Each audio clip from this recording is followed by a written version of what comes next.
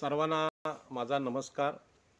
आणि आज 13 जानेवारी लोकनेते दिबा पाटील यांचा जन्मदिवस अत्यंत उत्साहाने संपूर्ण ठाणे, रायगड, पालघर, मुंबई इथे साजरा होतोय। आणि सगळ्यात महत्त्वाचं असं की नवी मुंबईत फार मोठ्या प्रमाणात हा साजरा होतोय, जासईला होतोय। सकाळपासून दिबा पाटील साहेबांचं राहतं घर पनवेलचं, त्यानंतर जासई इथलं घर आणि जासई गाव, नवी मुंबई, तिथे सर्वत्र फार उत्साहाने हा दिवस साजरा होतोय। आणि म्हणून हा दिवस साजरा करणाऱ्या सगळ्याच आमच्या आगरी, कोळी, कराडी, भंडारी, ओबीसी बांधवांना मी मनपूर्वक शुभेच्छा देतो। आणि ह्या शुभेच्छा देत असताना आपल्याला कल्पना आहे की हा जो महोत्सव आहे म्हणजे जन्मदिवस आहे दिबांचा, हा खास करून 95 गावामध्ये नवी मुंबईमध्ये साजरा होते। तो सिडको विरुद्ध आंदोलनात लढून दिबा पाटलांनी आम्हाला 12.5% पुनर्वसनाचा अधिकार मिळवून दिला आणि ह्याचाच पुढे रूपांतर 2013च्या कायद्यामध्ये झालं आणि अत्यंत आधुनिक कायद्याचा पाया घातला गेला। परंतु सर्वसामान्य जनतेमध्ये घराघरात करोडपती माणूस, स्त्री आणि पुरुष उभा करणारा माणूस म्हणून दिबा पाटलांची प्रतिमा आहे। आणि ह्याच भागामध्ये असं दिबा पाटलांचा परिचय आहे की 12.5%चे नेते, परंतु हे आपल्यासाठी ठीक आहे, इथल्या आगरी, कोळी, कराडी, मच्छीमार बांधवांसाठी ठीक आहे, परंतु राष्ट्रीय स्तरावर 13 जानेवारी हा दिबा पाटलांचा जन्मदिवस साजरा व्हावा इतपत मोठं कर्तृत्व दिबा पाटलांचं आहे। आणि म्हणून राष्ट्रीय स्तरावरच्या ओबीसींना हा विषय कळावा म्हणून मी आज मराठीतून बोलतोय, परंतु ह्यावर हिंदीतून आणि इंग्रजीतून भाषणं व्हायला पाहिजेत। परंतु 13 जानेवारी हा अत्यंत महत्त्वाचा दिवस आहे आणि 13 जानेवारीला देशात एक फार मोठी विचित्र घटना घडते आणि म्हणून मी इथे बोलायला आलेलो आहे। मी पुन्हा एकदा लोकनेते दिबा पाटील, नवी मुंबई विमानतळ नामकरण समितीचे अध्यक्ष दशरथदादा पाटील असतील, रामशेठ ठाकूर असतील, प्रशांतदादा ठाकूर असतील, आमदार महेश बालदे असतील, किंवा आमचे हे केंद्रीय मंत्री जे आहेत भिवंडीचे कपिल पाटील असतील, किंवा गणेश नाईक, किंवा सगळे आमदार आणि सगळे खासदार, सगळ्यांची नावं मी आता इथे घेत नाही कारण आज विषय दिबा पाटलांचा आहे। सर्वच नगरसेवक, राजकीय नेते यांनी आज उत्साहात या सहभाग घेतल्यामुळे खरं म्हणजे मी त्यांना धन्यवाद देतो। आणि दिबा पाटलांच्या जीवनाचा मी अभ्यासक असल्यामुळे दिबा पाटील हे देव मानत नव्हते, कोणतीही विभूती पूजा त्यांनी नाकारली होती। जसंच डॉक्टर बाबासाहेब आंबेडकर आणि भगवान बुद्ध यांनी सांगितलं की विभूती पूजा ही देशाला धोकादायक आहे। आणि म्हणून दिबा पाटलांची हार घालून पूजा करण्यापेक्षा दिबा पाटलांचं जे कार्य आहे प्रकल्पग्रस्तांच्या प्रती एकनिष्ठ राहण्याचा आणि काम करण्याचा, हा वसा घेऊन अनेक मंडळी काम करतात। मला अभिमान आहे की परवाच्या दिवशीच सगळ्या गावठाणांच्या बाबतीत म्हणजे 95 गावांची गावठाणं असतील, मुंबईचे कोळीवाडे, पालघर, ठाण्यातली गावठाणं, याच्या संदर्भात माननीय उच्च न्यायालयाने एक चांगला निर्णय दिलेला आहे की गावकऱ्यांनी सीमांकन प्रस्ताव जो आहे तो महसूल विभागाला दिल्यानंतर त्या सीमांकन प्रस्तावावर सकारात्मक निर्णय हा महसूल विभागाने द्यायचा आहे। म्हणजे तलाठी असतील, तहसीलदार असतील, प्रांत असतील आणि कोकण आयुक्तांनी द्यायचा। आणि त्यानुसार रायगड जिल्हाधिकारी कार्यालयात परवाच्या दिवशी सुनावणी झाली आणि त्या सुनावणीमध्ये जिल्हाधिकाऱ्यांनी मान्य केलं, जरी ती सुनावणी ऑनलाईन असली म्हणजे त्याला सिडको उपस्थित नव्हती, महसूल विभाग पण कलेक्टर सोडले तर उपस्थित नव्हते, परंतु त्यामध्ये त्यांनी निर्देश दिले की प्रत्येक गावाने असे सीमांकन प्रस्ताव बनवावे आणि गावठाण हा गावकऱ्यांचा अधिकार आहे। सिडकोने 95 गावांच्या जमिनी तर घेतल्या, शहराचं नियोजन उत्तम केलं, परंतु ज्या गावांनी गावकऱ्यांनी आगरी, कोळी, कराड्यांनी जमिनी दिल्या त्यांची गावं अनधिकृत ठरवण्याचा तुघलकी निर्णय या सिडकोने घेतलेला आणि त्यामुळे सिडको आणि शासनाविरुद्ध प्रचंड असंतोष लोकांचा आहे।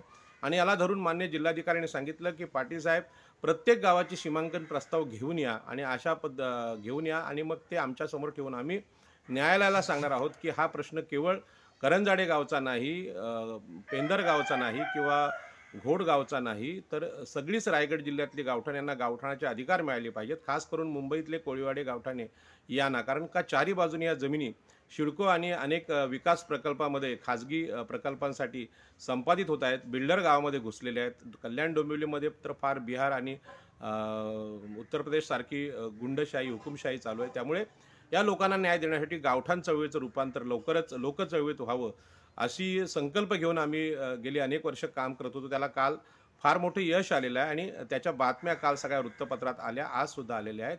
या सगळ्या पत्रकार बांधवांचं मी आभार व्यक्त करतो आणि या सगळ्या गावठाण चळवळीला ज्यांनी ज्यांनी प्रतिसाद दिलेला आहे त्या सगळ्या गावकऱ्यांना, लोकवर्गणी देणाऱ्या लोकांना, कोळीवाडे, गावठाणे, आगरवाडे, भंडारवाड्यांना यांना मी धन्यवाद देईन. कारण दिबा पाटलांना खरी आदरांजली लोकांचे प्रश्न सोडवून देण्यात येते. हार आणि पूजा आणि आरत्या करणं हे दिबा पाटलांचा हा मार्ग नव्हता. अशा प्रकारची भक्ती पूजा दिबा पाटलांनी नाकारली होती आणि अशा प्रकारचा कर्मकांड भगवान बुद्धांनी 2000 वर्षापूर्वी नाकारलं, डॉक्टर बाबासाहेब आंबेडकरांनी नाकारलं आणि दिबा पाटलांनी नाकारलं. म्हणून दिबा पाटलांना मानणाऱ्या लोकांना माझी विनंती आहे की दिबा पाटलांच्या समोर नतमस्तक होणं हे मनातून झालं पाहिजे आणि कृतीतून कर्मकांड होऊ नये. म्हणून आपण लोकांच्या प्रश्नावर काम करणाऱ्या नेतृत्वाच्या पाठीमागे राहिलं पाहिजे. दिबा पाटलांच्या नावाचा आधार घेऊन स्वतःची राजकीय सामाजिक प्रतिमा निर्माण करणारे ढोंगी लोक आहेत, त्यांच्यापासून आम्ही दूर राहिलं पाहिजे. यासाठी मी इथे बोलायला बसलेलो आहे आणि म्हणून आम्ही कृतिशील अशी श्रद्धांजली किंवा आदरांजली दिबा पाटलांना वाहिलेली आहे. आणि म्हणून मी आज इथे मुख्यत्वे दिबा पाटलांचं जे मोठेपण ते सांगणार आहे.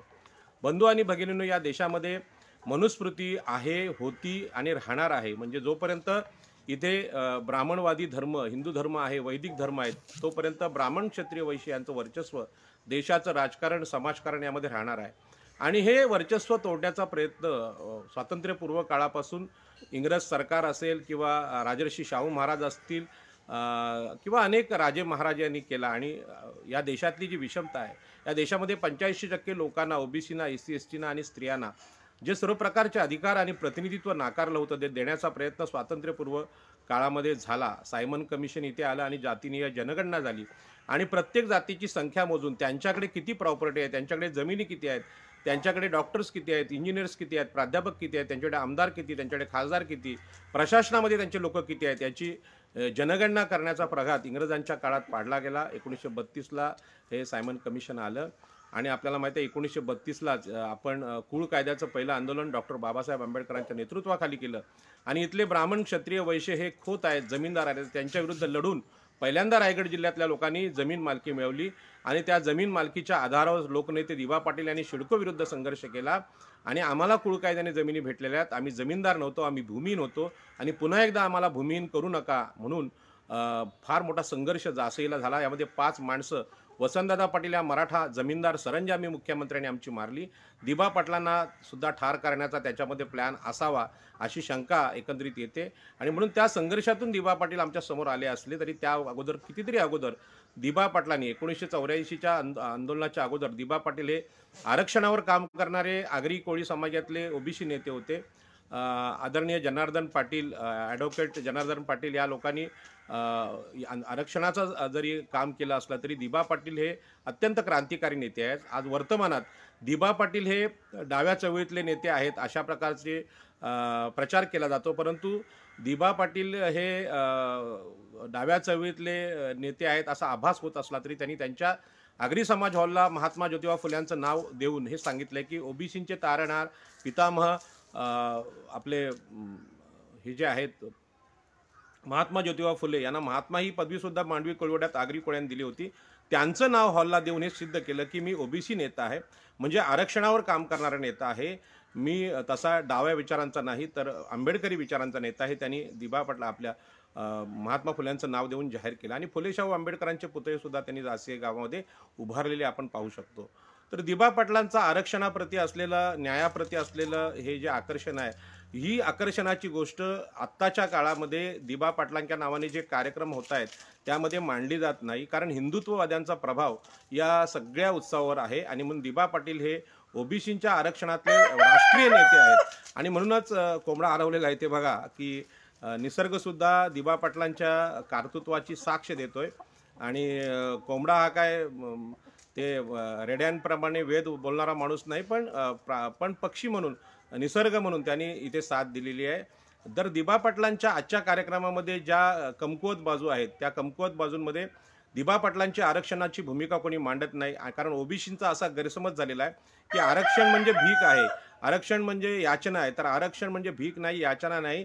जगज्जेत्या इंग्रजांनी हे लक्षात घेतलं की आपल्या भारतावर ब्राह्मण क्षत्रिय वैश्य यांचं राज्य असल्यामुळे ते इथल्या 85% लोक म्हणजे स्त्रिया शूद्रातिशूद्र यांचं शोषण करतात आणि या शूद्रातिशूद्रांमध्ये आगरी कोळी लोक सुद्धा येतात आणि म्हणून दिबा पाटलांचं आरक्षणावरचं जे काम आहे, राखीव जागांवरचं काम आहे, ते सगळ्यात मोठं काम आहे आणि म्हणून दिबा पाटलांना ही वेगळी आदरांजली या माझ्या घरातून मी आपल्यासमोर देत आहे.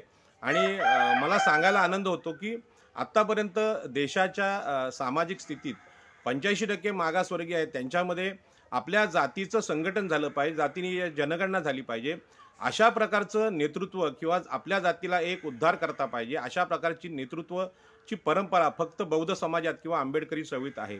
म्हणजे एससी कॅटेगरीमध्ये अतिशूद्रांमध्ये अनेक जाती आहेत, त्या प्रत्येक जातीला डॉक्टर बाबासाहेब आंबेडकरांचं नेतृत्व जरी मिळालं नसलं तरी एससी जातीसाठी डॉक्टर बाबासाहेब आंबेडकर यांचं नेतृत्व खूप मोठं आहे.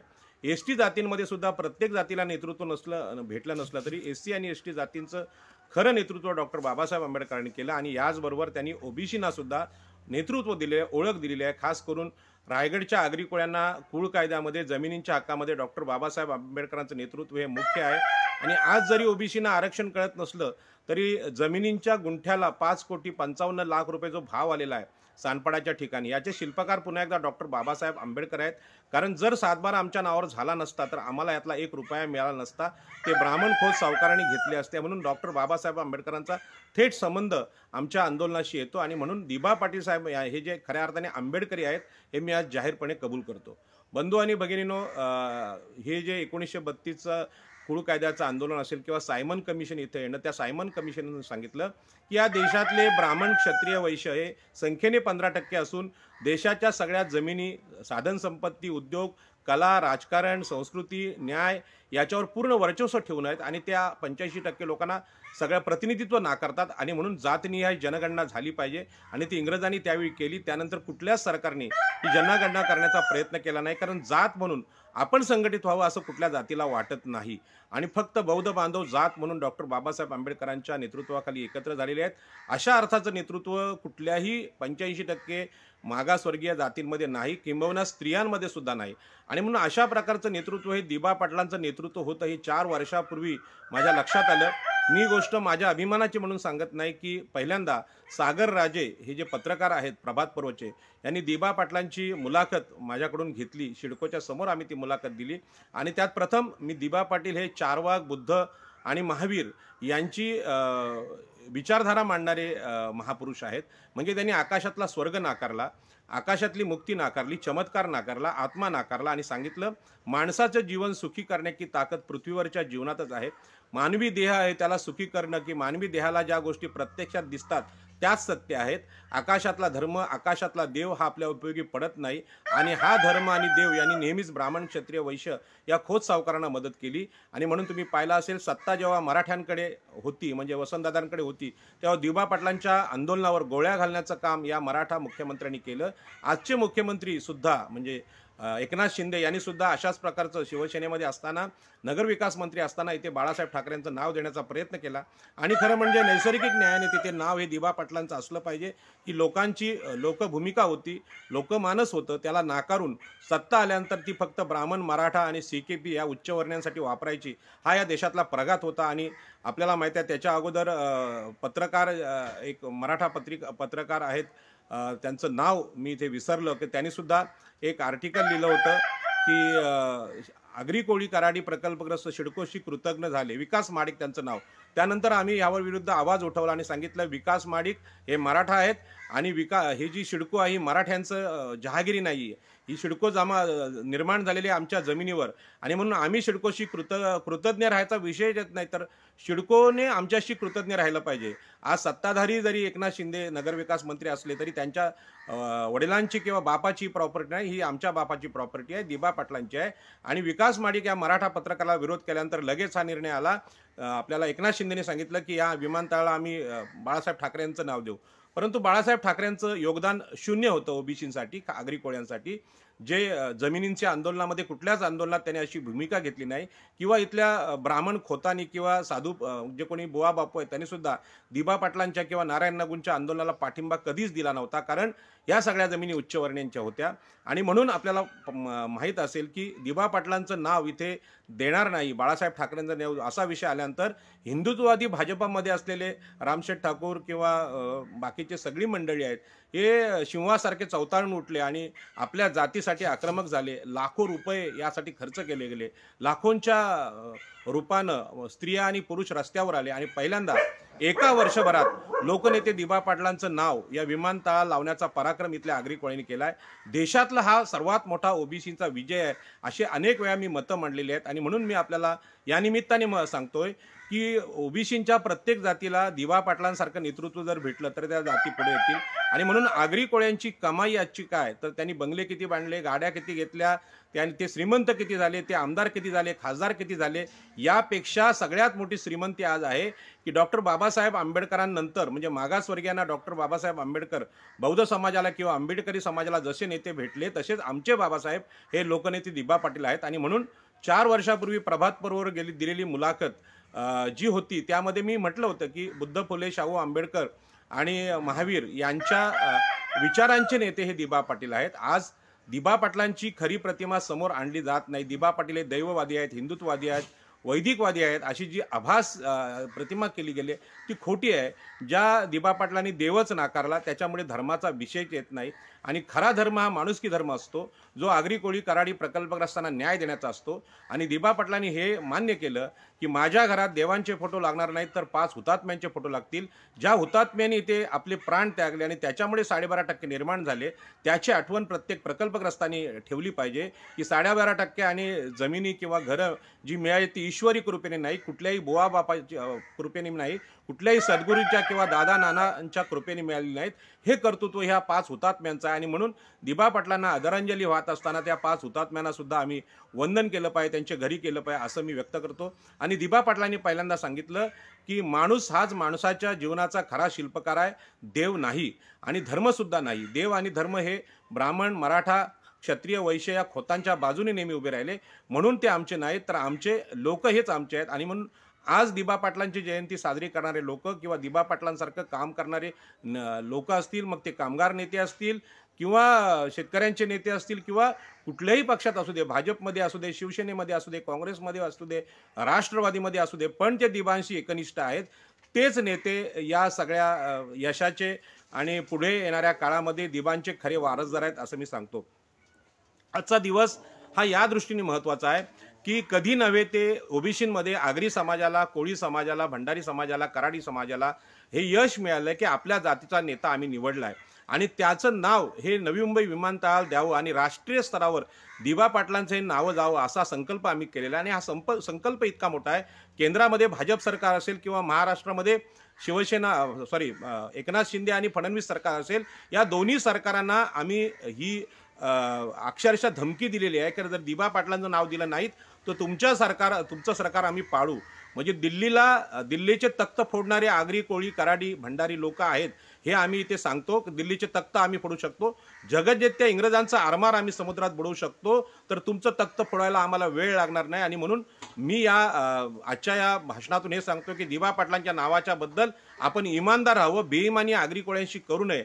आणि म्हणून दिबा पाटलांचा जो खरा परिचय तरुणांना व्हावा तो मी आज सांगतोय की बिहारमध्ये जातनीय जनगणना सुरू झालेली आहे, महाराष्ट्रामध्ये जातीय जनगणना होत नाही. महाराष्ट्राचं सरकार हे फडणवीस आणि एकनाथ शिंदेचं आहेत. एकनाथ शिंदे हे मराठा आहेत, फडणवीस हे ब्राह्मण आहेत, हे आगरी कोळ्यांचे 100% विरोधक आहेत. आज ओबीसी जातींचे सगळे नेते जरी भाजपमध्ये असले तरी कायम लक्षात ठेवायचं आपले खरे नेते दिबा पाटील आहेत, फडणवीस नाहीत किंवा एकनाथ शिंदे नाहीत. राजकीय अपहर्यता आहे, आपला राजकीय पक्ष आपल्याकडे नसल्यामुळे आपण भाजपमध्ये आहात. त्याबद्दल मला खात्री आहे की तुम्ही मनाने दिबा पाटलांच्या मताशी एकनिष्ठ असाल. आणि म्हणून बिहारमध्ये जातीय जनगणना सुरू झाली, महाराष्ट्रात ती होत नाही, परंतु बिहार आणि महाराष्ट्रामधलं स्थानिक स्वराज्य संस्थातलं राजकीय आरक्षण संपलेलं आहे. आणि राजकीय आरक्षण संपल्यामुळे महानगरपालिकांमध्ये जे आपलं आरक्षण होतं ते धोक्यात आल्यामुळे आपले सगळे नगरसेवक, सरपंच यांचं अस्तित्व धोक्यात आले. आणि हे धोक्यात आणण्यामागे ब्राह्मण आणि मराठा राज्यकर्त्यांचा हेतू आहे की स्थानिक जे स्वराज्य संस्था आहेत, ग्रामपंचायती असतील किंवा महानगरपालिका असतील, नगर परिषद असतील, इथं जे नेतृत्व ओबीसीचं तयार होतं ते संपवून टाकायचं. आणि धर्माच्या माध्यमातून हा केलेला अटॅक इतका महत्त्वाचा आहे की ती गोष्ट आज 13 जानेवारीला आम्ही समजून घेणं गरजेचं आहे. परंतु मी हे सांगेन की बिहारमध्ये जातीनिहाय जनगणना सुरू झाली. ही जातीनिहाय जनगणना म्हणजे काय? जातींनी संघटित होणं. आणि म्हणून आगरी कोळी समाज आज दिबा पाटलांच्या नावावर एकत्र येतो, ही फक्त सुरुवात आहे. आता काही लोकांना हे मान्य नाही, जातीचं संघटन आहे असं त्यांना मान्य नाही. त्यांना असं वाटलं की दिबा पाटील हे हिंदू समाजाचा भाग आहेत. तर दिबा पाटलांनी रामायणाची चिकित्सा केली, महाभारताची केली, वेद उपनिषदांची केली आणि या सगळ्यांची चिकित्सा करणारे बुद्ध आणि महावीर आणि चार्वाक यांना आपला आदर्श मानलेला आहे. त्याच्यामुळे हा प्रश्न येत नाही. दिबा पाटलांची विचारसरणी अत्यंत पुरोगामी आहे. डॉक्टर बाबासाहेब आंबेडकरांच्या नंतर दत्ता पाटील, नारायण नागू पाटील आणि बाबासाहेबांचे सगळे सहकारी होते. त्यामध्ये सगळ्यात दैदिप्यमान काम आहे हे दिबा पाटलांचं आहे. आणि म्हणून भारतरत्न पुरस्काराला आणि राष्ट्रीय स्तरावर लोकनेते दिबा पाटील यांचं नाव आंतरराष्ट्रीय विमानतळावर द्यावं ही अत्यंत न्याय मागणी आहे. आणि न्याय मागणी सार्थक व्हावं म्हणून आपण याच्यावर पोवाडे, गाणी, चित्रपट काढणं गरजेचं आहे. मी स्वतः एका पुस्तकाचं साहित्य जमा केलेलं आहे. पोवाडा लिहून तयार आहे. परंतु याला आर्थिक मदत जोपर्यंत तरुण करत नाही तोपर्यंत हे येणार नाही. आणि दिबा पाटलांची खरी प्रतिमा आपल्या समाजात येत नाही तोपर्यंत त्यांना राष्ट्रीय पुरुष, महापुरुष म्हणून त्याचं विमानतळाला नाव देणं हे कायद्याने सिद्ध होणार नाही. म्हणून आपण ती कायदेविषयक तयारी केली पाहिजे, भावनिक होऊ नये आणि वास्तववादी. कमीत कमी 10 ते 15 पुस्तकं त्यावर आली पाहिजेत, 4-5 चित्रपट आले पाहिजेत, 10-20 पोवाडे आले पाहिजेत आणि अनेक कार्यक्रम आले पाहिजेत, नाटकं आली पाहिजेत. तेव्हा दिबा पाटलांना महापुरुष ही मान्यता भेटेल. आपण याच्या अगोदरच आपले जे विरोधी आहेत, ब्राह्मण खोत आहेत, अशा ब्राह्मण गुरूंना मान्यता देऊन बसलेलो आहे. खरं म्हणजे रायगड जिल्ह्यामध्ये नारायण नागू पाटील, दत्ता पाटील, दिबा पाटील यांची नावं पुढे येणं गरजेचं होतं.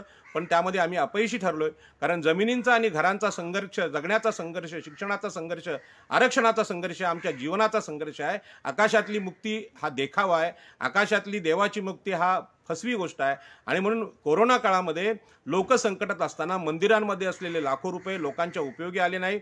हॉस्पिटल आपल्याकडे नव्हती, औषधं नव्हती आणि म्हणून पृथ्वीवरच्या जगण्याचा पुरस्कार लोकनेते दिबा पाटलांनी केला. आणि म्हणून बिहारमध्ये जातीने जनगणना झालेली आहे. अशाच प्रकारची जनगणना आपल्याला करावी लागणार आहे. आज आम्ही गावठाणांचा सर्व्हे सुरू केला आहे. गावठाणामध्ये असलेली लोकसंख्या आम्ही मोजतोय. त्यामध्ये आगरी किती, कोळा कराडी किती, बारा बलुतेदार किती हे गावनिहाय मोजून आम्ही जिल्हाधिकाऱ्यांना देतोय आणि त्याची सुरुवात झालेली आहे. या गावठाण चळवळीला आपण सहकार्य करावं. जोपर्यंत आम्ही समाज म्हणून जातनिहाय जनगणना करत नाही, समाज म्हणून दिबा पाटील हे आमच्या जातीचे नेते आहेत हे लोकांसमोर आणत नाही, तोपर्यंत सरकारी जनगणना होणार नाही. आणि म्हणून बिहारमधल्या जातीनिहाय जनगणनाच्या विरोधात कोण गेले ते मी सांगतोय की बिहारमधली जातीनिहाय जनगणना होऊ नये. बिहारमधलीच नाही तर देशातली होऊ नये, आगरी कोळ्यांची होऊ नये. यासाठी बिहारमधले ब्राह्मण सुप्रीम कोर्टात गेले आहेत. त्यांचं अखिलेश कुमार नावाचं नाव आहे. आणि हे जे गेलेले आहेत ते आताच नाही, पहिल्यापासून हे ब्राह्मण आणि क्षत्रिय वैश्य हे आपल्या ओबीसींच्या जनगणनेच्या विरोधात आहेत. 1932 साली सायमन कमिशन इथे आलं आणि सायमन कमिशननी पहिल्यांदा रिझर्वेशन कन्सेप्ट म्हणजे आरक्षणाची चळवळ सुरू केली. शाहू महाराज आणि सयाजीराव गायकवाड यांनी त्याला पाठिंबा दिला. आणि कोर्टात आणि हायकोर्टात या आरक्षणाच्या विरुद्ध सगळ्यात जास्त कोण गेले असतील तर ते उच्चवर्णीय ब्राह्मण आहेत. आणि याच ब्राह्मणांनी आरक्षणाला विरोध करून सुदामा कोटा घेतला आणि 10% आर्थिक निकषावर ब्राह्मणांना आरक्षण दिलं गेलं. परंतु ब्राह्मणांच्या आरक्षणाला जनगणनेची गरज लागली नाही.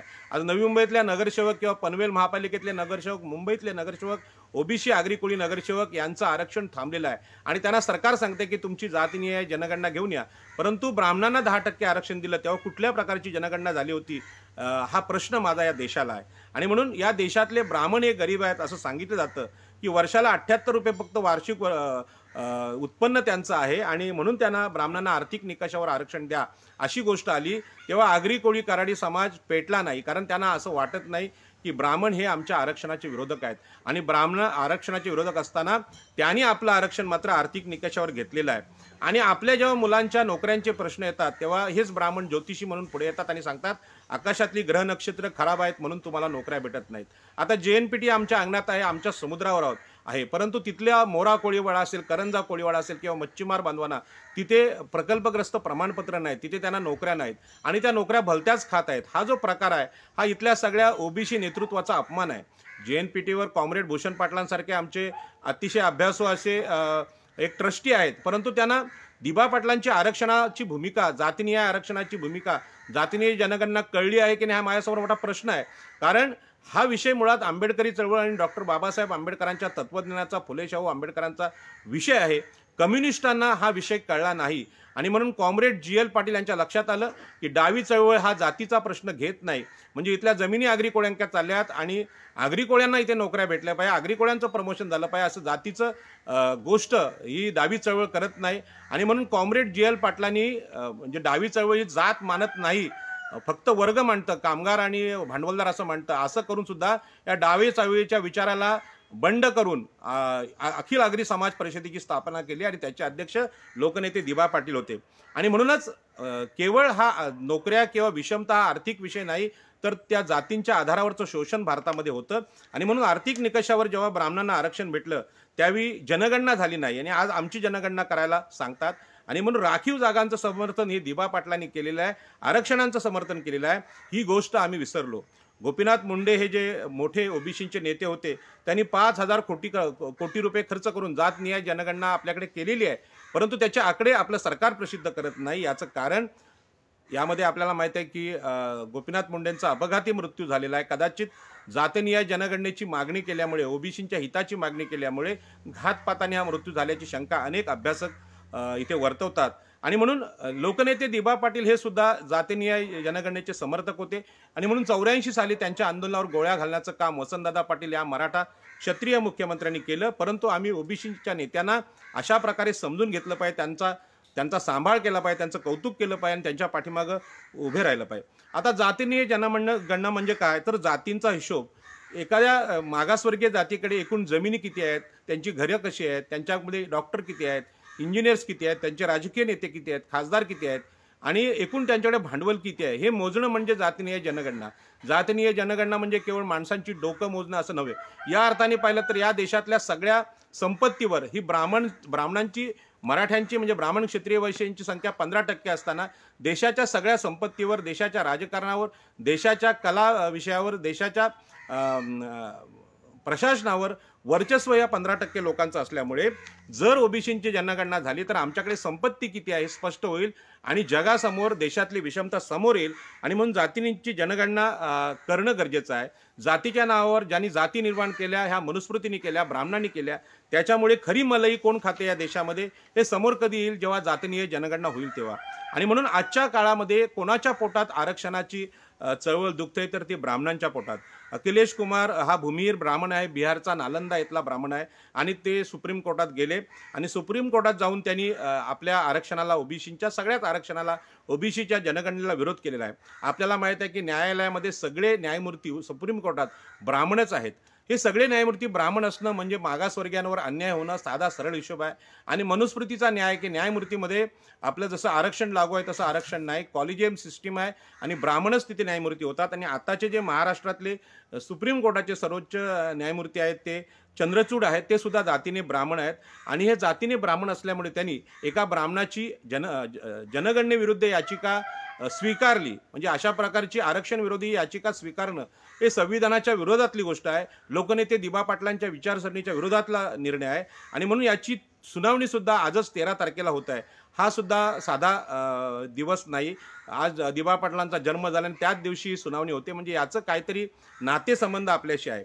आणि म्हणून SC ST OBCंना आरक्षण लागू आहे, परंतु त्यांची जनगणना नसल्यामुळे त्यांना आरक्षण मिळत नाही आणि हे आरक्षण लागू नये असं या उच्चवर्णीयांचं म्हणणं आहे. परंतु या सुनावणीची 13 जानेवारी हीच तारीख का, हा सुद्धा प्रश्न आजच्या दिवसाच्या निमित्तानं आम्हाला पडला पाहिजे.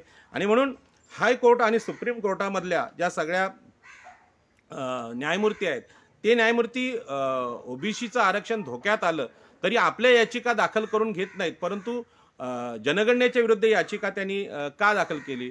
आणि कुठलीही जनगणना नसताना, ब्राह्मणांची मागणी नसताना, इकॉनॉमिक विकर सेक्शन म्हणजे आर्थिक कमकुवत वर्ग म्हणून ब्राह्मणांना जे आरक्षण दिलेलं आहे ते आरक्षण खरं म्हणजे त्याला न्यायालयामध्ये चॅलेंज करणाऱ्या अनेक याचिका आहेत, पण त्या चर्चेला येत नाहीत. आणि म्हणून ज्यांनी जात बनवलेली आहे आणि जाती बनवून लोकसंख्येने कमी असून सुद्धा आरक्षणात म्हणजे खऱ्या अर्थाने मनुस्मृतीच्या आरक्षणाचा फायदा त्यांनी घेतला, तेच देशाच्या सगळ्या संपत्तीचे मालक आहेत आणि तेच आज हे आपल्या विरुद्ध भांडतायत आणि कोर्टामध्ये जात आहेत. आणि म्हणून दिबा पाटील हे आरक्षणासाठी लढले होते याची आठवण मी आगरी कोळ्यांना करून देईन आणि सांगेन की आपण जशी सिडको विरुद्धची आंदोलनं चालवतो, प्रकल्पग्रस्तांचं आंदोलन चालवतो, तसंच ओबीसी आरक्षणाचं आंदोलन आम्ही चालवलं पाहिजे. हे आंदोलन चालवलं तर नव्याने केवळ प्रकल्पग्रस्त म्हणून 5% नोकऱ्या सिडकोमध्ये मिळतात, JNPTमध्ये मिळतात, परंतु आरक्षणाने 27% आरक्षण ओबीसीना आहे. आणि इथल्या ज्या कामगार संघटना आहेत त्या डाव्या कामगार संघटनांना माझं खास म्हणणं आहे की बाबासाहेब आंबेडकरांचा फोटो लावून आपण या ओबीसी जनगणना आणि आरक्षणाचा दावा करावा, कारण दिबा पाटलांचा विचार आहे आणि दिबा पाटलांचा विचार आपण आदर्श मानला पाहिजे. आपल्याला माहित आहे की सुप्रीम कोर्टात आपल्या याचिका पटकन स्वीकृत होत नाहीत, परंतु ही याचिका आरक्षण विरोधी याचिका स्वीकार झालेली आहे आणि म्हणून हा आमच्या ओबीसींवरचा अन्याय आहे असं माझं म्हणणं आहे. आणि म्हणून अल्पसंख्याक असतील, ओबीसी असतील, SC ST असतील, यांना प्रतिनिधित्व जे आहे सरकारमधलं असेल किंवा राजकीय प्रतिनिधित्व असेल किंवा संपत्तीमधलं प्रतिनिधित्व आहे ते नाकारलं जाते. आणि जोपर्यंत ही ओबीसींची किंवा समस्त देशाची जातनिहाय जनगणना होत नाही तोपर्यंत न्याय काय तो समजणार आहे. आज जो चालू आहे तो अन्याय चालू आहे. संविधानाच्या पूर्वी मनुस्मृतीने हा आमच्यावर अन्याय केला होता, परंतु संविधान आल्यानंतर संविधानाने आरक्षणाचं कायद्यात रूपांतर केलेलं आहे आणि खास करून SC STना अत्यंत कायदेशीर आरक्षण चालू आहे. पण ओबीसींचं आरक्षण तेवढंच कायदेशीर आहे. ओबीसींचं आरक्षण संपवण्याचा प्रयत्न मागच्या काळात झाला. त्याचं कारण आमच्याकडे आमची संख्या नाही, जनगणना नाही. झाडं, पाणी, साप, हत्ती, प्राणी यांची जनगणना आपल्या देशात होते, परंतु माणसांची, जातींची जनगणना होत नाही. आणि म्हणून गावठाण विस्तार ही चळवळ एक अशी आहे की गावाची जनगणना आपण आपल्याकडे लिखित स्वरूपात ठेवू शकतो. ती न्यायालयात आम्ही सादर केलेली आहे आणि प्रत्येक गावाने या चळवळीला पाठिंबा दिला तर आपली घरांची संख्या, आपल्या जमिनींची संख्या आज जवळजवळ नवी मुंबईच्या आगरी कोळी हे भूमिहीन झालेले आहेत.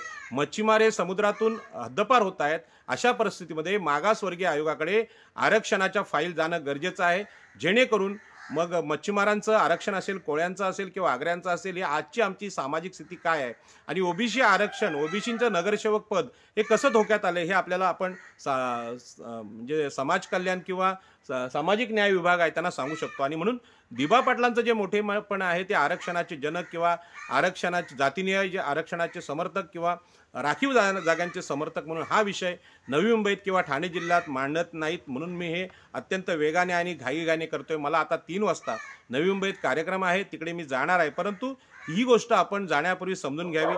आपल्याला माहित आहे की जाती ह्या ब्राह्मणांनी निर्माण केल्या आणि त्यांनी त्यांचे फायदे घेतले आणि आज जातींचं शोषण होतंय. तर त्या जातींच्या जनगणनेला तेच विरोध करतात, कारण खुलेआम देशाची सगळी सत्ता ब्राह्मणांकडे राहावी हा याचा हेतू आहे. आणि म्हणून फायद्यासाठी मनुस्मृती लिहिणारे ब्राह्मण आज आमच्या ओबीसींच्या फायद्यासाठी जे संविधान डॉक्टर बाबासाहेब आंबेडकरांनी लिहिलं त्याच्या अंतर्गत जातनीय जनगणनेला विरोध करतात. आणि म्हणून सगळे बिझनेस असतील, व्यापार असतील, अदानी अंबानी हे मोठे उद्योगपती होत झाले. आमचे छोटे ठेकेदार आहेत, 3 लाखवाले, 5 लाख आहेत, त्यांना कामं मिळत नाहीत, ते बेकार झालेले आहेत. छोटे उद्योजक, कुंभार असतील, लोहार असतील, सुतार असतील, हे सुद्धा आमचे व्यवसायहीन, रोजगारहीन झाले. आणि म्हणून अशा काळामध्ये आरक्षणाने केवळ नोकऱ्या मिळणार नाहीत तर उद्योगांमधलं समान वाटप, राजकीय आरक्षण, कला क्षेत्रातलं आरक्षण, प्रशासनातलं आरक्षण हे सगळं आरक्षणामुळे मिळणार असल्यामुळे आपण दिबा पाटलांना विसरता कामा नये. आणि वर्तमान काळात आपल्याला जर आरक्षणाची लढाई आम्ही लढलो तर प्रकल्पग्रस्त म्हणून अजूनही JNPTमध्ये अनेकांना मच्छीमारांचे दाखले नाहीत. आपल्याला माहीत आहे की आपण विमानतळामध्ये 22.5% पॅकेज जे स्वीकारलं आमच्या सर्वपक्षीय नेतृत्वाचा मूर्खपणा होता आणि या 22.5%मुळे आपल्याला प्रकल्पग्रस्त दाखले मिळत नाहीत. असेच दाखले सी लिंक असतील, कोस्टल रोड असतील किंवा JNPT बंदर असतील याच्या विरोधात आम्ही सगळे मच्छीमार कोर्टात जात नाही तोपर्यंत आम्हाला प्रकल्पग्रस्त दाखले नाहीत आणि दाखले नाहीत तोपर्यंत इथल्या महानगरपालिकांमध्ये आम्हाला नोकऱ्या लागत नाहीत. आपल्या अलीकडेच 12वी डॅमचा जो प्रकल्पग्रस्तांचा विषय बघितला की तिकडच्या लोकांना आपल्याकडे नवी मुंबई महापालिकेत नोकऱ्या लागतात आणि आपल्या लोकांना का लागत नाही, कारण आपल्या सर्वपक्षीय आमदार, सर्वपक्षीय खासदार यांचा दिबा पाटलांच्या आरक्षणाच्या चळवळीचा अभ्यासच नाही आणि दिबा पाटील हे आरक्षणाचे समर्थक आहेत, हिंदू आणि वैदिक धर्माच्या शोषणाविरुद्ध आहेत. ही गोष्ट जोपर्यंत आम्ही स्वीकारत नाहीत तोपर्यंत आमच्या तरुणांना नोकऱ्या लागणार नाहीत. आणि म्हणून आमदार आणि खासदारांचा अभ्यास जरी नसला, ते अभ्यासात कमी जरी पडले तरी सुद्धा आम्ही तरुणांनी स्वतंत्रपणे अभ्यास केला पाहिजे. या भागामध्ये किरण पाटील हे आज गावठाण चळवळीमध्ये काम करतात, अनेक तरुण आमच्याबरोबर काम करतात. या तरुणांनी इंग्लंडमधल्या नोकऱ्या करून सुद्धा या ग्रामस्थांच्या चळवळीत भाग घेतला. ही खरी चळवळ आहे आणि म्हणून आरक्षणाची चळवळ, गावठाणाची चळवळ, सिडको विरुद्ध चळवळ, विमानतळातल्या प्रकल्पग्रस्तांची चळवळ, सी लिंक किंवा कोस्टल रोड यांची चळवळ, यामध्ये तरुणांनी स्वतः काम केलं पाहिजे. वयोवृद्ध नेत्यांकडे आशेने बघू नये. आणि म्हणून हजारो एकर जमिनींची मालकी या 15% लोकसंख्या असलेल्या ब्राह्मण, क्षत्रिय, वैश्य यांच्याकडे आज आहे. आणि आम्ही इथले आगरी कोळी भूमिहीन का झालो? जमिनीच्या बदल्यात जमीन आम्हाला का मिळत नाही? आमचे व्यवसाय वीटभट्टी, रेती, मासेमारी हे का संपवण्यात आले? या सगळ्या प्रश्नांची उत्तरं घ्यायची असतील तर आपली जातनिहाय जनगणना झाली पाहिजे आणि देशाला आम्ही दाखवून दिलं पाहिजे की या सगळ्या विकास प्रकल्पामध्ये उद्ध्वस्त होतात ते मुंबईचे भंडारी, मुंबईचे आगरी, मुंबईचे कोळी, मुंबईचे 12 बलुतेदार, मुंबईचे ईस्ट इंडियन आणि मुंबईचे आदिवासी. आणि म्हणून डॉक्टर बाबासाहेब आंबेडकरांनी जी क्रांती बौद्ध बांधवांसाठी केली, आंबेडकरी चळवळीत केली, अशा प्रकारचे दुसरे डॉक्टर बाबासाहेब आंबेडकर हे दिबा पाटील आहेत, याची जाणीव मी आपल्याला करून देतो. कदाचित आपण हे विसरला असाल, परंतु दिबा पाटलांच्या घरी जाऊन आपण बघा, तेथे सुद्धा फुले शाहू आंबेडकर, गौतम बुद्ध आणि छत्रपती शिवाजी महाराज यांचेच फोटो आहेत, यांचेच पुतळे आहेत, कुठल्याही देवी देवतांचे नाही. याचं कारण या देवांनी आम्हाला सर्वाधिकार नाकारले होते आणि म्हणून देव नाकारण्याची भूमिका लोकनेते दिबा पाटलांना घ्यावी लागली. ही भूमिका मांडायला आज कोण तयार नाहीत, कारण सगळेजण देवाला घाबरतात. देव माझं काहीतरी वाकडं करेल अशी भीती आहे. परंतु ही देवाची भीती डॉक्टर बाबासाहेब आंबेडकर, भगवान बुद्ध, भगवान महावीर, चारवाक आणि दिबा पाटील यांनी सोडली होती आणि मी सुद्धा ही भीती कधीची सोडून दिलेली आहे. मी आपल्याला विनंती करेन, दिबा पाटलांचं चरित्र लिहिण्यासाठी आपण मदत करावी. आणि दिबा पाटलांचं खरं चरित्र म्हणजे घटनांमध्ये नाही, त्यांनी किती वेळा आमदारकी झाले, किती वेळा खासदार झाले याला महत्त्व नाही. त्यांनी त्या आमदारकीमध्ये आणि लोकसभेमध्ये, विधानसभेत जी भाषणं केली ती भाषणं बाहेर आली पाहिजे, त्यांचे विचार बाहेर आले पाहिजेत. आणि म्हणूनच दिबा पाटलांची आजचा जो जयंतीचा सोहळा आहे, यामध्ये कदाचित कुठल्याच सभेत मला असं बोलू देणार नाही, ते मला माहीत आहे. म्हणून मी कुठल्याच सभेत गेलो नाही. एकाच सभेला नवी मुंबई ठेकेदारांची जी सभा आहे, आदरणीय दशरथ भगत साहेब यांनी आयोजित केली, त्या कार्यक्रमाला मी जाणार आहे. आणि बाकीच्या सभांमध्ये सुद्धा अशा प्रकारचे वक्ते असले पाहिजेत, अशा प्रकारच्या लोकांना बोलायला दिलं पाहिजे. आणि म्हणूनच आज सगळा मीडिया आहे किंवा ज्युडिशियरी आहे किंवा न्यायालय आहेत, ही उच्चवर्णीय ब्राह्मण, क्षत्रिय, वैश्य यांच्या ताब्यात आहेत. आपल्याला तिथे प्रतिनिधित्व नाही. आपले वकील तिथपर्यंत सुप्रीम कोर्टात न्यायमूर्ती जोपर्यंत होत नाही तोपर्यंत आपल्याला न्याय मिळणं अवघड आहे. आणि म्हणून दिबा पाटील साहेब यांच्यासारखी खासदारकी आणि विधानसभा लढणाऱ्या लोकांनी कधीतरी राखीव जागा आणि आरक्षणाची भूमिका मांडली होती. अनेक आगरी कोळी तरुणांना मान्य नाही. अजूनही ती हिंदुत्वाच्या नशेमध्ये आहेत आणि हिंदुत्ववादी आहेत, अशा भाषेत आहेत. त्यांनी त्या नशेतून बाहेर यावं. आपल्याला माहीत आहे, आपल्याकडे आपले सगळे ब्रिज बनवणारे, आपले सगळे रस्ते बनवणारे जे आपले हनुमान आहेत, ते म्हणजे हनुमान किंवा मारुती आहेत, त्यामध्ये जय म्हात्रे आहेत किंवा रामशेठ ठाकूर आहेत, हे सगळ्यात मोठे ते कॉन्ट्रॅक्टर आहेत. आणि दिबा पाटलांच्या आंदोलनात यांनी स्वतःचं रक्त सांडलेलं आहे. असे हे महान नेते आज उद्योजक म्हणून पुढे आलेले आहेत आणि हे उद्योजकता ही आपले आदर्श आहे. आणि मला अभिमान वाटतो की रामशेठ ठाकूर, जय म्हात्रे हे सुद्धा दिबा पाटलांच्या आंदोलनात सक्रिय सहभाग घेतात. आणि जोपर्यंत आगरी कोळ्यांची ही जी खासियत आहे, असे उद्योगपती किंवा उद्योजक लोक हे आपल्या दिबा पाटलांच्या चळवळीला पैसा पुरवतात किंवा प्रत्यक्ष आंदोलनात भाग घेतात, त्याच्यामुळेच दिबा पाटलांचं नाव विमानतळ येते. आणि सगळ्या उद्योजकांनी, रामशेठ ठाकूर आणि जय म्हात्रे हे हनुमान आहेत, मारुती आहेत, परंतु छोटी छोटी वानर सेना जी आहे, जे 5 लाख, 3 लाख, 2 लाखाची कामं घेतात, त्यांना सुद्धा मी विनंती करतो की दिबा पाटलांच्या चळवळीला आर्थिक रूपाने मदत केली पाहिजे, आपल्या आंदोलनाला आपण सपोर्ट केला पाहिजे. आणि या भागामध्ये रामशेठ ठाकूर, जय म्हात्रे यांच्यासारखे आमचेच उद्योजक कसे राहतील याची काळजी जातीचा अभिमान म्हणून आपण घेतलं पाहिजे. जर अदानी आणि अंबानी देशाच्या सगळी कंपनी, उद्योग खरेदी करू शकतात, तर यामध्ये आमचे सुद्धा उद्योजक असले पाहिजे. आणि आमच्या उद्योजकांनी दिबा पाटलांच्या प्रकल्पग्रस्तांच्या आंदोलनाच्या पाठीमागे राहिलं पाहिजे. ते जर उद्या हवेत उड्या घ्यायला लागले आणि समाजाला विसरले तर त्यांना जमिनीवर उतरवण्याची तयारी सुद्धा आम्ही ठेवली पाहिजे, या निमित्ताने मी सांगतो. आणि म्हणून जातीय जनगणनेला ब्राह्मण समाज किंवा ब्राह्मण, क्षत्रिय, वैश्य विरोध करतात. त्याचं कारण त्यांना माहीत आहे की दिबा पाटलांसारखा एखादा खासदार, एखादा आमदार जर तयार झाला तर ती जात संघटित होते. आणि आजच्या दिवसाचं सगळ्यात मोठं श्रेय मी सगळ्या आंदोलकांना किंवा आज जयंतीला हजर राहणाऱ्या सगळ्या लोकांना देतोय. कारण माझं पण स्वतःचं व्यक्तिगत स्वप्न होतं की डॉक्टर बाबासाहेब आंबेडकरांनी ज्या पद्धतीने आंबेडकरी चळवळीला, बौद्ध बांधवांना सगळ्यात जास्त IAS, सगळ्यात जास्त IPS आणि सगळ्यात जास्त उद्योजक दिलेत, आणि ब्राह्मण, मराठा, वैश्य यांच्या तोडीचा बौद्ध समाज आज राष्ट्रीय स्तरावर उभा राहिलेला आहे, हा केवळ बाबासाहेब आंबेडकरांच्या नेतृत्वामुळे.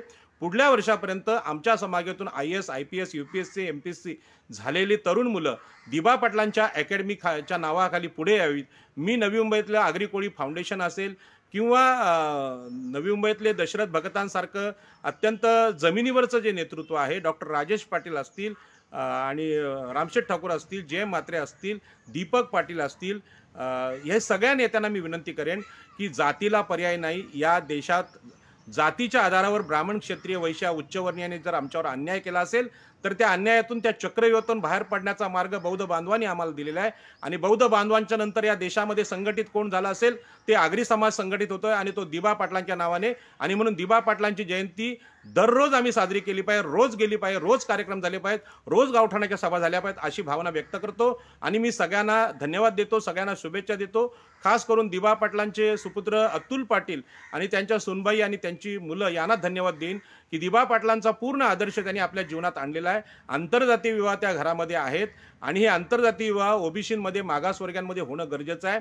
कारण दिबा पाटलांचा विचार हा सर्व जातींमध्ये, ओबीसीमध्ये न्यायचा असेल तर ओबीसींसमोर एकमेव नेता आहे, त्यांचं नाव आहे लोकनेते दिबा पाटील. अशा प्रकारचा नेता दुसरा कुठे झाला नाही, ज्यांचा विचार स्वतंत्र आहे, मातृसत्ताक आहे, जो स्त्रियांना, स्त्री पुरुष समानता अधिकार देणारे आहेत, आगरी कोळी ओबीसींना अधिकार देणारे आहेत, आणि आरक्षणाची भूमिका दिल्लीपर्यंत, लोकसभेत, विधानसभेत मांडणारे जे नेतृत्व आहे हे दुसरे डॉक्टर बाबासाहेब आंबेडकर आहेत, असं ओबीसींच्या वतीने मी सांगतो. आणि माझं बोलणं संपवतो. जय हिंद, जय महाराष्ट्र. याच्यामध्ये माझी भूमिका जी पटली नसेल, चुकीची असेल, त्यावर आपण प्रतिक्रिया व्यक्त करा, परंतु चांगलं असेल ते अशा अर्थाने येणारी दिबा पाटलांची पुढली जयंती दिबा पाटलांचा खरा विचार सांगणारी असावी, अशी विनंती करतो आणि माझं बोलणं संपवतो. जय हिंद, जय महाराष्ट्र, जय दिबा पाटील.